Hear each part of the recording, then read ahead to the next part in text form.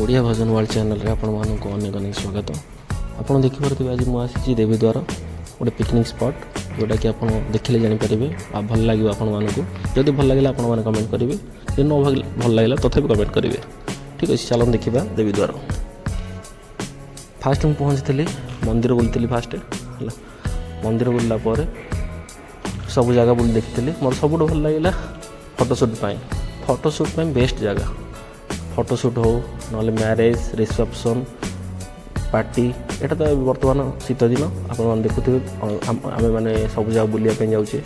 तो आपण पाखरे बाकी जोटा कि कटक ठू 12-15 किलोमीटर बेसी हेनी 15 किलोमीटर दूर यहाँ अच्छी बांकी रोड रे आपण मैंने निजे आसी देखिपारे सांगसाथी मानी आसीपारे देखिए। फास्ट मंदिर बुलला मंदिर बुलीजे मंदिर बुलला आप देखिए सकरोली आसिले मंदिर खोला थी ଆପଣ दिहीपर आसिले मंदिर तो खोला नथिबो।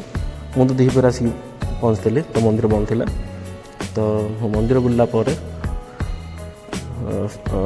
एटा हूँ महानदी पाखरे नदी पाखरे। तो नदी पाखरे थिबा गछ देखुथिबे आपण मत बहुत सुंदर लगिला।